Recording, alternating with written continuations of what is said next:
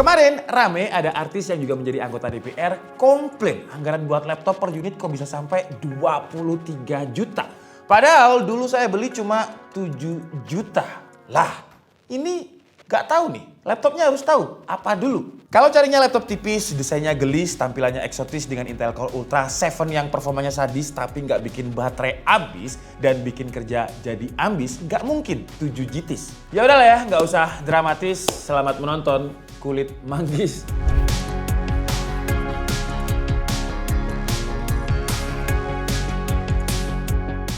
Kenalin, ini adalah Asus ZenBook S14 OLED UX 5406. Laptop tipis dari Asus yang udah pakai prosesor terbaru dari Intel. Lunar Lake dengan kode prosesornya itu Core 7 Ultra 258V.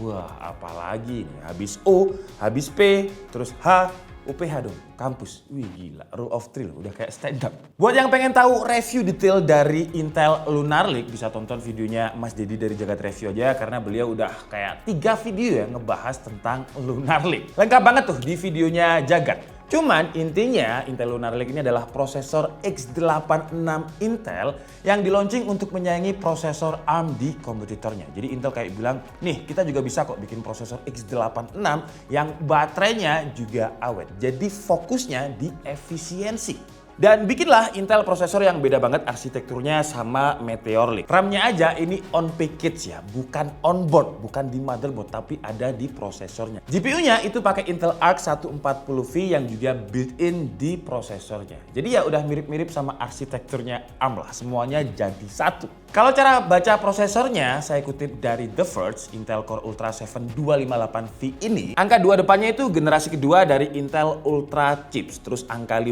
itu untuk tanda clock speed CPU-nya. Jadi ada yang Core Ultra 9 288V yang berarti CPU dan GPU-nya lebih kenceng, tapi kan itu udah diwakili sama Ultranen sebenarnya ya. Terus angka 8 itu tanda untuk memori RAM-nya yang berarti RAM-nya 32GB. Kalau endingnya 6 berarti 16GB. Dan V ini kalau kata The Verge itu adalah Lunar Lake. Cuman kayak nggak nyambung ya. Kalau menurut saya V ini itu adalah varian dari GPU-nya. Karena kan Intel Arc 140V. Dan kedepannya bukan hanya seri V aja tapi ada seri S, U dan juga H. Gak bisa di callback. Dan karena sekarang zamannya AI ya, dia ada NPU dan NPU-nya juga lebih banyak dibandingkan sebelumnya yang cuma belasan. Sekarang di 258V ini ada 47 TOPS. Dan karena max TDP-nya 30W ya jelas ngejarnya efisiensi. Asus aja ngeklaim di websitenya laptop ini bisa tahan sampai 27 jam. Gokil, 24 jam lebih. Tapi apakah bisa beneran 27 jam? Sebelum ngejawab itu kita coba bahas performanya dulu. Kita coba untuk storage-nya dulu ya. Jadi untuk storage-nya Asus ini dia dapat kapasitasnya 1TB dan udah NVMe Gen 4. Dan ketika kita tes di Crystal Diskmark, dia dapat speed read-nya itu di 5000-an Mbps, write-nya di 3000-an Mbps. Dan untuk performanya seperti biasa kita coba dulu di R23. Dan hasilnya untuk single core dia dapat skor di 1647-an. Dan untuk multi core-nya karena dia nggak ada hyper-thread sekarang, jadi prosesornya ya 8 core 8 thread bukan 8 core 16 thread karena nggak ada multiple-nya, nggak ada hyper-thread-nya.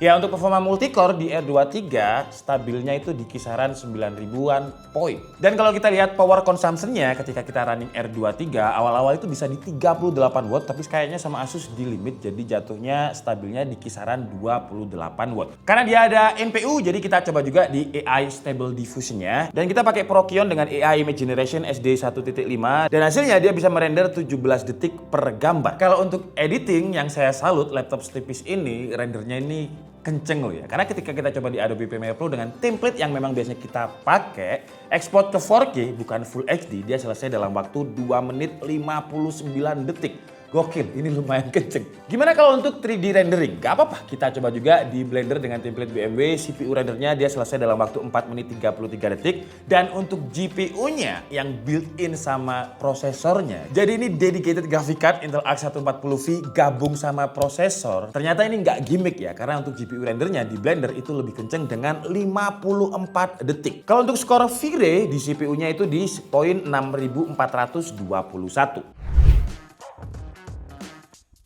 Lanjut kita coba sekarang di sektor yang prosesor ARM kayaknya kesulitan di sektor ini, yaitu gaming. Valorant dengan settingan yang sama, average FPS yang didapat itu di 195, minimumnya 117. Jadi masih angka standar untuk pro player ya, karena 120-an FPS untuk minimumnya. Lanjut kita coba di game Black Myth Wukong dengan settingannya high dan hasilnya average FPS dia dapat di 27, tapi dropnya bisa sampai 19 FPS. Nah ini kalau misalkan diturunkan di low mungkin bisa dapat. Tapi kayaknya untuk menyentuh 30 FPS juga lumayan berat. Game lain kita coba di Horizon Forbidden West dan hasilnya average FPS juga di 18, dropnya di 16, Cyberpunk juga.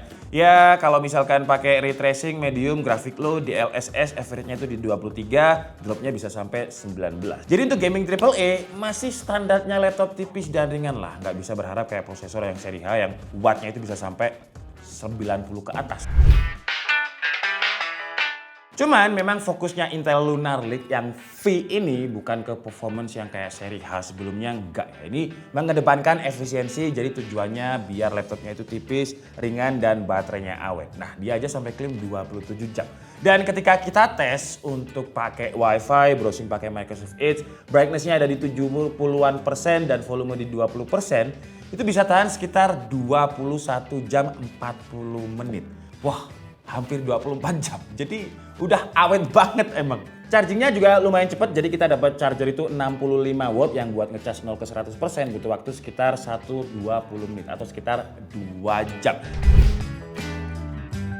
Nah tes tadi itu kita pakai layar yang udah 3K ya, nggak kita turunin resolusinya. Dan ngomongin layar, Asus ZenBook ini pakai Asus Lumina OLED 14 inch, resolusinya ya 3K, refresh rate 120 Hz, udah support HDR, TrueBreak 500, udah touchscreen juga, klaim dari Asus, layarnya ini udah 100% DCI-P3 dan brightness-nya ada di 400 nits. Dan ketika kita tes pakai Calman itu di 99,7%, Adobe RGB-nya 74,7%, P3-nya di 75,2%. Ini kalau untuk konten yang HDR. Kalau untuk yang non HDR, untuk sRGB-nya ini gede banget di 149 sRGB, Adobe RGB-nya 95%, dan untuk P3-nya di 99,6%. Dan coba kalian lihat nih tampilan layarnya. Wah, keren banget, apalagi touchscreen, terus Lumina OLED-nya ini juga hitamnya hitam pekat. Ya kalau buat untuk editing, kerja, nonton film atau bahkan main game udah lebih dari cukup lah.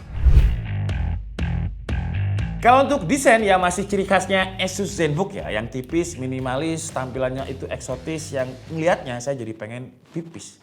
Yang bikin skrip siapa sih? Semua. Ada akses ciri khas ZenBook di bagian back cover layarnya dan build quality-nya dia pakai bahan yang nggak main-main. Namanya itu Ceraluminium, kombinasi antara seramik dan aluminium yang diklaim jadi lebih ringan tapi lebih kuat dan tahan lama. Untuk varian warnanya dia ada dua yang Asus bilang ini terinspirasi dari alam Mbah Dukun. Jadi ada Zumaya Grey yang terinspirasi dari tebing Zumaya di Spanyol dan Scandinavian White yang terinspirasi dari hangatnya sinar matahari di atas salju. Wah gokil inspirasinya. Dari segi dimensi dia udah tipis dengan ketebalannya itu cuma 1,1 cm dan bobotnya cuma 1,2 kg. Dimensi dan bobot ini udah mirip-mirip sama tablet yang full set yang sama keyboard dan juga stylusnya itu mirip-mirip. Kalau tablet itu biasanya lebih ringan dari laptop, tapi sekarang wah laptop bisa lebih ringan dari tablet juga nih ke depannya bisa-bisa. Untuk engsel dia udah cukup kuat, gak gampang wobble, bisa dibuka pakai satu tangan juga walaupun setipis ini, dan secara body keseluruhan dia gak gampang magnet fingerprint.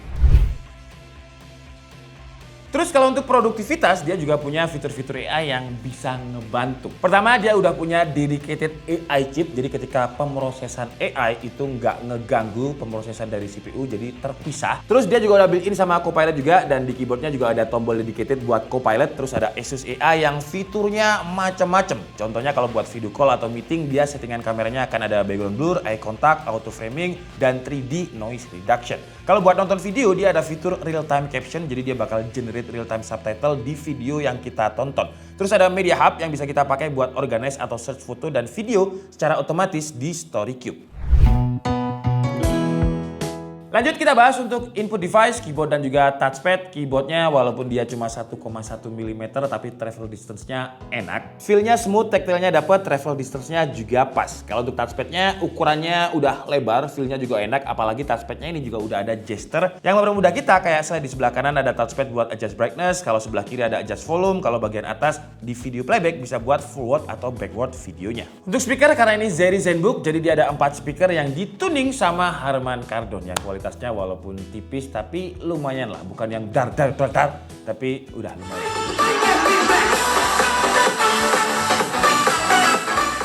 Kalau soal konektivitas, ZenBook S14 OLED ini jelas dia udah pakai Wi-Fi 7 karena Lunar Lake itu support sama Wi-Fi 7, Bluetooth-nya juga udah yang terbaru 5.4. Terus kalau untuk port-portnya lengkap, ada USB 3.2 Gen 2 Type A yang support 10 gigabit per second, 2 buah Thunderbolt 4 40 gigabit per second, terus juga ada HDMI 2.1, ada audio jack. Sayangnya nggak ada port untuk micro atau SD card. Oke lah, jadi cukup segitu aja review dari Asus ZenBook S14 UX5406 yang harganya nggak 7 juta ya. Ya kalau ini harganya 7 juta sih udah bakalan banyak yang beli. Jadi harganya ini adalah di 27 juta. Untuk link pembeliannya nanti akan saya taruh di kolom deskripsi dan harga itu seperti biasa udah include Windows 11, Asus Premium Warranty dan juga UHS. Kelebihannya desain sih, wah desainnya ini cakep banget, saya suka, simple, minimalis, tipis, bodinya juga ringan, layarnya 3K Lumina OLED, terus udah touchscreen, support stylus juga. Performanya lumayan walaupun TDP-nya cuma di limit di kisaran 28 watt tapi lumayan. Dan biasanya laptop tipis kayak gini itu kalau nggak panas terus coolingnya berisik. Dan untuk Asus S14 ini enggak, hangat aja ya dikit aja. Terus fan-nya juga nggak berisik. Kualitas webcam dan juga speakernya oke. Terus fitur-fitur AI-nya juga lumayan ngebantu. Kekurangannya ini bukan dari Asusnya sih, ini dari Intelnya. Ya bisa dibilang kekurangan tapi di sisi lain juga kelebihan. Kekurangan kalau buat orang yang suka upgrade